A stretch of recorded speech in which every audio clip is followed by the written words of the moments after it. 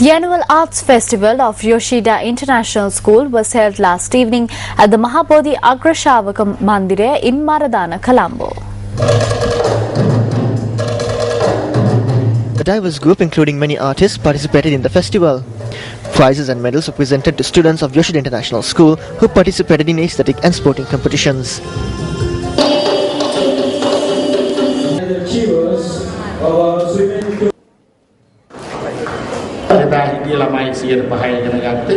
අපි රටවටේම පාසල් හැදුවා මේකට ලොකු විශාල දැවැන්ත ප්‍රචාරයක් කරන ප්‍රේමදාස අගමැතිතුමාගේ ආණ්ඩුව කාලේ. Those days, only 5% of children were educated. We built schools across the country. There was a massive response to this during the Premadasa era. This was widely publicized in the newspapers and on television.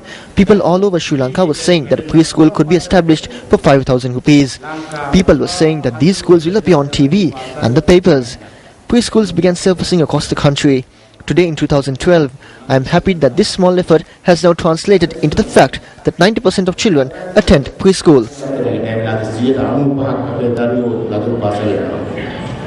You can learn anything, everything in the life, anywhere, from anyone.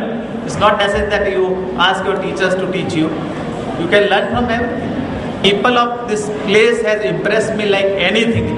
Very courteous, very gentleman, very helpful, and you don't feel that you are outside your country, and we will do our best for the institution to come up internationally.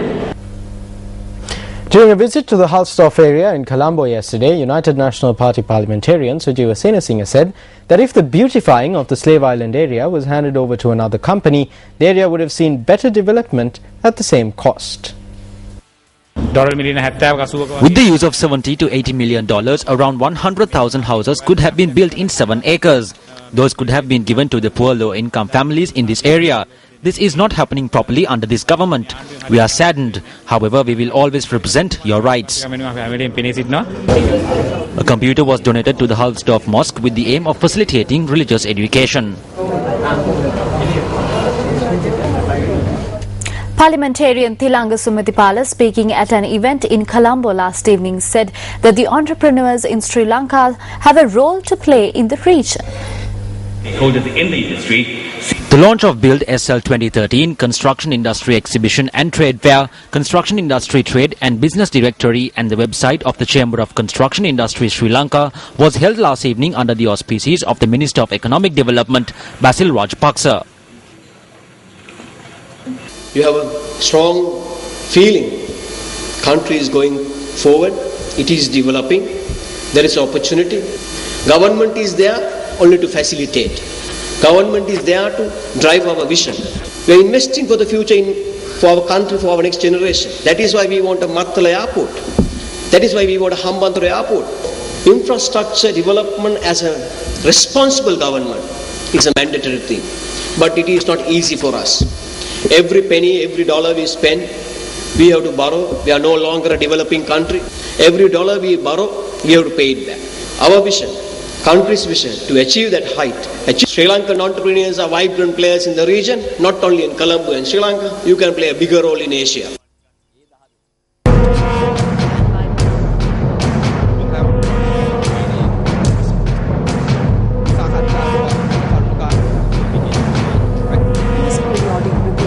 Like others during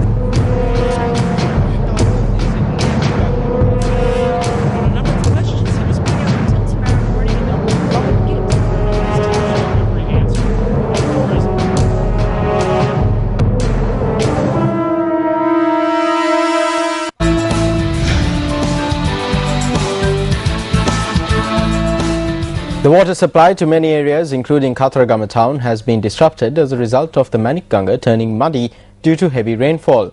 The National Water Supply and Drainage Board's Hambantota District Manager I.D. Vijayasiri said that due to the increased levels of silt, it would be difficult to maintain an uninterrupted water supply.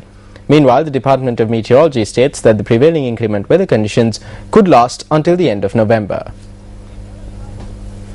The highest rainfall yesterday of 65.2 millimeters was recorded in Avisavella. Katunayaka received rainfall of 33.2 millimeters.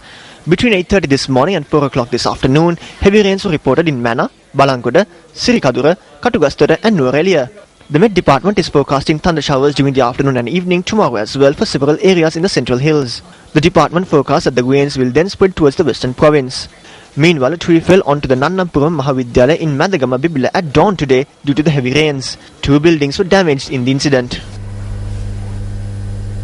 Former Deputy Minister of Sports and Parliamentary Affairs MD Premaratne says that inquiries should be held to determine if the continuous election defeats suffered by the UNP under Ranil Wickremesinghe's leadership were a result of betrayal.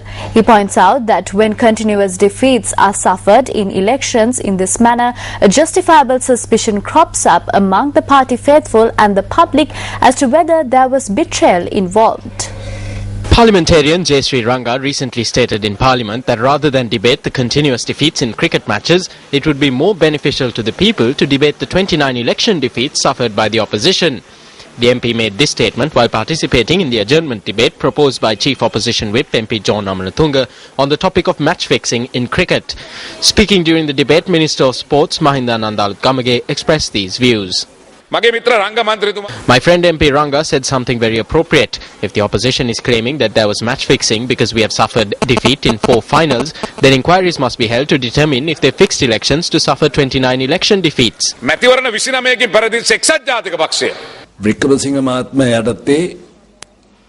Under Wickremesinghe, the UNP has lost on 29 occasions. Today there is a suspicion among the party faithful as to whether there was any betrayal because the opposition is saying that the 2020 match was fixed. The minister too has said that there needs to be an investigation into this. Also, as party faithful, we too must now have an inquiry to determine if there was any betrayal under Ranil Wickremesinghe's leadership which caused these 29 election defeats. The leader of the UNP is stating today that the UNP must act like an army facing a war.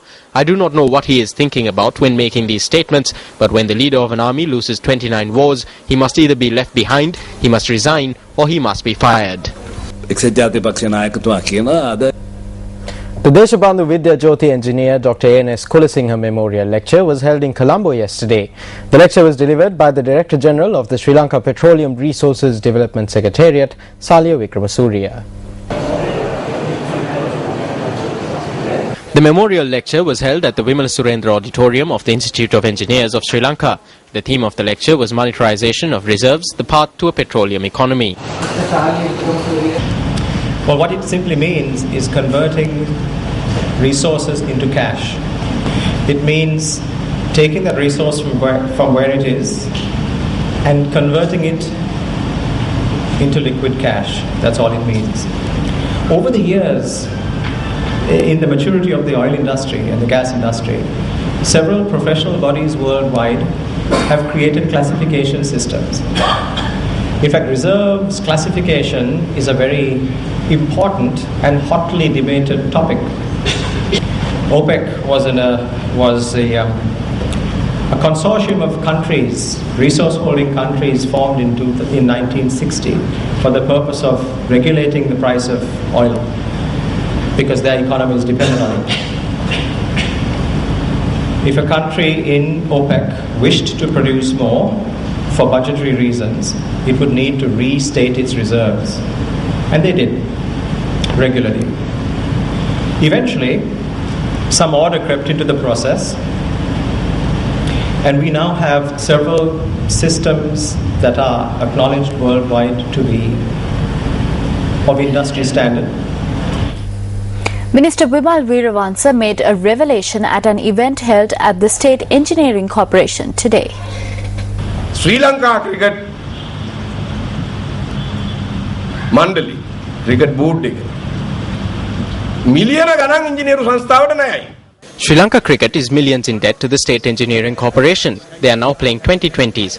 I do not know, but maybe very soon they will be playing 30-30s. They might play 60-60s. No matter what they play, they won't repay their debt to the State Engineering Corporation. Sometimes people who have purchased items come looking for the State Engineering Corporation. The chairman of the cricket board is not troubled by this. They are bringing down foreign teams, playing matches, applauding, getting some cheap girls to dance, and are enjoying themselves. අඩු ගානට හම්බෙච්ච ගෑල්ලමයි ටීකු ගෙනලා නටවලා ඒගොල්ලෝ හොඳට විනෝදෙන් ඉන්නවා.